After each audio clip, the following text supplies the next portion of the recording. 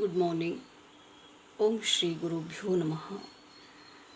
ಸೂರ್ಯ ತನ್ನನ್ನು ತಾನು ಸುಟ್ಕೊಂಡು ಜಗತ್ತಿಗೆ ಬೆಳಕು ಕೊಡೋ ಹಾಗೆ ಶಿಕ್ಷಕನಾದಂಥವ ತನ್ನ ಜೀವನವನ್ನು ಬಹುಶಃ ಶಿಕ್ಷಣಕ್ಕೆ ಅಥವಾ ಆ ಶಿಕ್ಷಕ ವೃತ್ತಿಗೆ ಮೀಸಲಾಗಿಟ್ಟರೆ ಮಾತ್ರ ಶಿಕ್ಷಣದ ಅಭಿವೃದ್ಧಿ, ಮಕ್ಕಳ ಭವಿಷ್ಯದ ನಿರ್ಮಾಣ, ದೇಶದ ಪ್ರಗತಿ ಎಲ್ಲವೂ ಸಾಧ್ಯ ಆದೀತು ಅನ್ನೋದೊಂದು ಜ್ವಲಂತ ವಿಷಯ. ಇದು ರಾಷ್ಟ್ರ ನಿರ್ಮಾಪಕ ಅಂತ ಕರೀತಾರೆ ಇವನನ್ನು.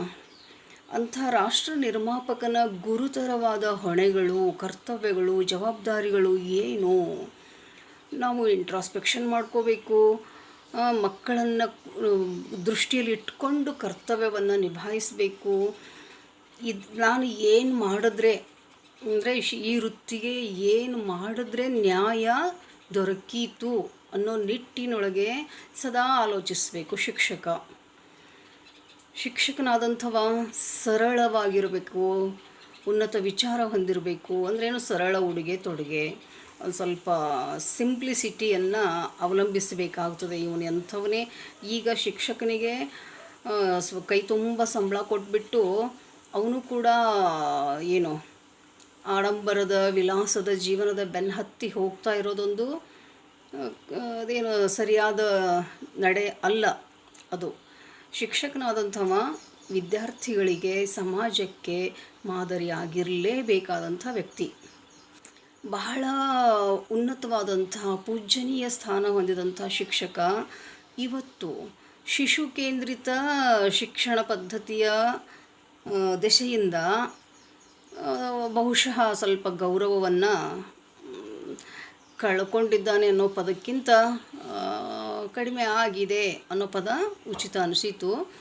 ಆ ಗೌರವ ಉಳಿಸ್ಕೊಳ್ಬೇಕಾದದ್ದು, ಬೆಳೆಸಬೇಕಾದದ್ದು ಅಥವಾ ಕೊಡಬೇಕಾದದ್ದು ಕೂಡ ಸಮಾಜದ ಕರ್ತವ್ಯ, ಧರ್ಮ. ಈ ಧರ್ಮವನ್ನು ಮೀರಿ ಇವತ್ತು ಶಿಕ್ಷಕ ಮಾಡಬಾರ್ದನ್ನು ಮಾಡ್ತಾ ಇದ್ದಾನೆ. ಆ ಸಮಾಜ ಕೂಡ ಅವನ ಜೊತೆ ಹಾಗೆ ಅನುಚಿತವಾಗಿಯೇ ವರ್ತನೆ ಮಾಡ್ತಾ ಇರೋದು ಕಂಡು ಬರ್ತಾ ಇರೋ ಸಂಗತಿಗಳು. ಯಾಕೆ? ಏನು ಕಾರಣ ಇದಕ್ಕೆಲ್ಲ? ಫಸ್ಟ್ ಆಫ್ ಆಲ್ ಸಮಯ ಪರಿಪಾಲನೆ, ಟೈಮ್ ಸೆನ್ಸ್ ಇಲ್ಲದೆ ಇರೋದು ಶಿಕ್ಷಕನಿಗೆ. ಸಮಯವನ್ನು ಮೊದಲು ಪರಿಪಾಲನೆ ಮಾಡಬೇಕು, ನಂತರ ನಿರಂತರತೆ. ತಪ್ಪದೆ ತನ್ನ ಶಾಲೆ, ತನ್ನ ಪಾಠ ಪ್ರವಚನ, ತನ್ನ ಚಟುವಟಿಕೆಗಳು, ತನ್ನ ಶಾಲಾ ವಾತಾವರಣ, ಕಲಿಕಾ ಸನ್ನಿವೇಶ ಏನೇನೆಲ್ಲ ಅದಾವಲ್ಲ ಅವುಗಳನ್ನು ಗಮನದಲ್ಲಿಟ್ಟುಕೊಂಡೇ ಆತನ ವರ್ತನೆಗಳು ಇರಬೇಕಾಗ್ತದೆ. ಮಾಡಬಾರದ್ದನ್ನು ಶಾಲಾ ಆವರಣದಲ್ಲೇ ಮಾಡುವಂಥ ಶಿಕ್ಷಕ ಇವತ್ತು ಗೌರವಿಸಲ್ಪಡಬೇಕು ಅಂತಂದರೆ ಅದು ಅಸಾಧ್ಯ ಆಗಬಹುದು.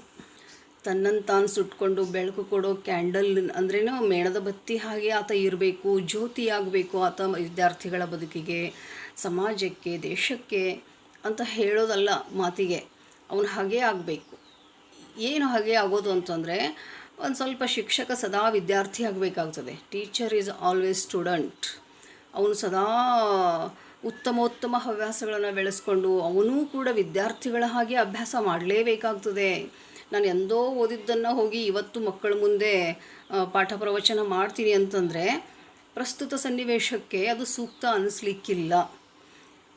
ಏನಿದೆಪ್ಪ ವಾಸ್ತವ ಪ್ರಪಂಚ ಇವತ್ತು, ಅವತ್ತಿಂದ ಅವತ್ತು ಕರೆಂಟ್ ಇವೆಂಟ್ಸ್ಗಳು ಶಿಕ್ಷಕನಿಗೆ ಗೊತ್ತಿರಲೇಬೇಕು.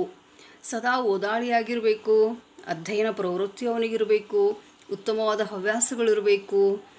ಮಕ್ಕಳ ಹಿತದೃಷ್ಟಿಯಿಂದ ಮಕ್ಕಳ ಸರ್ವಾಂಗೀಣ ವಿಕಾಸಕ್ಕೋಸ್ಕರ ಆತನ ದುಡಿಮೆ, ಸದಾ ಹೃದಯ ವೈಶಾಲ್ಯತೆ ಇರಬೇಕು ಅವನಿಗೆ. ಅವನು ವಿಶಾಲ ಹೃದಯದವನಾಗಿ ಲಿಂಗಾತೀತ, ಜಾತ್ಯತೀತ, ವರ್ಗಾತೀತ, ವರ್ಣಾತೀತ ಸಮಾಜದ ನಿರ್ಮಾಣಕ್ಕೋಸ್ಕರ ಅಹರ್ನಿಶಿ ಹಗಲು ಇರುಳು ಯೋಚನೆ ಮಾಡಿದ್ರೆ ಮಾತ್ರ ಶಿಕ್ಷಕ ವೃತ್ತಿಗೆ ನಾವು ನ್ಯಾಯವನ್ನು ಒದಗಿಸ್ಕೊಟ್ಟಂಗೆ.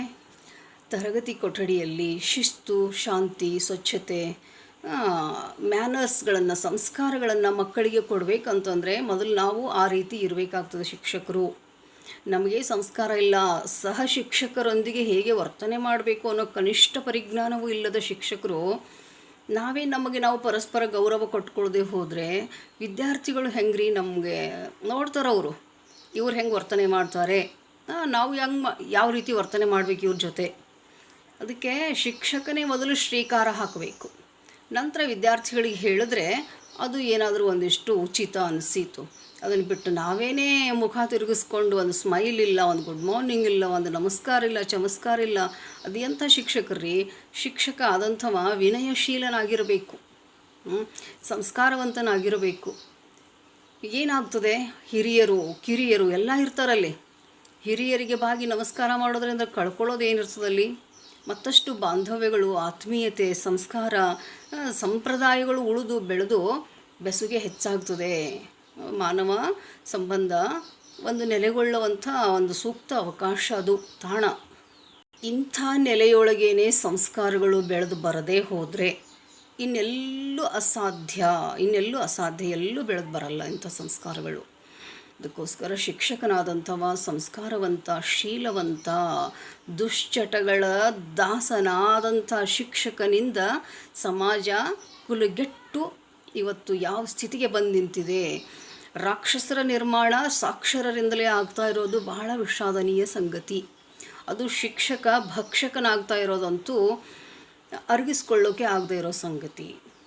ಬೇಲಿನ ಎದ್ದು ಹೊಲ ಮೆದ್ದಂತೆ ಎಲ್ಲ ಕಳ್ಳಕಾಕರನ್ನು, ಕೊಲೆಗಡಕರನ್ನು, ಸುಡುಗಾಡು ಏನಾಗ್ತಿದೆ ಇವತ್ತು ಭಾರತ ದೇಶದೊಳಗೆ, ಎಲ್ಲದರ ನಿರ್ಮಾಣದ ಹೊಣೆಯನ್ನು ಇವನು ಹೊತ್ಕೊಳ್ಳೇಬೇಕಾಗಿದೆ ಇವತ್ತು. ಯಾಕಂದರೆ ಕಾಯ ವಾಚ ಮನಸ್ಸ ಇವನೇ ಶುದ್ಧನಿಲ್ಲದಿದ್ದರೆ, ತ್ರಿಕರಣಪೂರ್ವಕ ಶುದ್ಧಿ ಇವನಲ್ಲಿ ಇಲ್ಲದಿದ್ದರೆ ಮಕ್ಕಳು ಕೂಡ ಅಂಥವೇ ನಿರ್ಮಾಣ ಆಗ್ತವೆ. ಪ್ರೊಡಕ್ಷನ್ ಮಷಿನ್ನಿನದ್ದು ತಪ್ಪಲ್ಲ, ಮಾಡ್ತಾ ಇದ್ದೀವಲ್ಲ ನಾವು, ಮ್ಯಾನುಫ್ಯಾಕ್ಚರ್ ಏನು ಮಾಡ್ತೀವಲ್ಲ, ನಮ್ಮದು ತಪ್ಪು ಶಿಕ್ಷಕರದ್ದು. ಮಕ್ಕಳ ಮೇಲೆ ದೋಷ ಹೊರಿಸೋ ಹಾಗಿಲ್ಲ. ಮೊದಲು ನಾನು ಎಲ್ಲ ಶುದ್ಧಿಯನ್ನು ಇಟ್ಟುಕೊಂಡು ಆ ವೃತ್ತಿಗೆ ಹೋಗಬೇಕು. ಕೇವಲ ಸಂಬಳಕ್ಕೋಸ್ಕರ ವೃತ್ತಿ ಅಲ್ಲ ಇದು. ಎಲ್ಲ ಕ್ಷೇತ್ರದಲ್ಲಿ ಏನಾದರೂ ಒಂದಿಷ್ಟು ಎಡವಟ್ಟಾದರೂ ನಡೆದೀತು. ಇಲ್ಲಿ ಎಡವಟ್ಟಾಯಿತು ಅಂದರೆ ಪೀಳಿಗೆ ನಾಶವಾಗಿ ಹೋಗ್ತಾವೆ ನೋಡ್ರಿ. ಅದಕ್ಕೆ ಮಕ್ಕಳ ಭವಿಷ್ಯ ಶಿಕ್ಷಕನ ಕೈಯಲ್ಲಿ, ಹೇಗೆ ಬಸ್ಸಿನ ಚಾಲಕನ ಕೈಯಲ್ಲಿ ಅಲ್ಲಿ ಕೂತವ್ರ ಭವಿಷ್ಯ ಇರ್ತದಲ್ಲ ಪ್ಯಾಸೆಂಜರ್ಸ್ಗಳದ್ದು, ಹಾಗೆ ಶಿಕ್ಷಕನ ಕೈಯೊಳಗೆ ದೇಶದ ಭವಿಷ್ಯ ಇದೆ.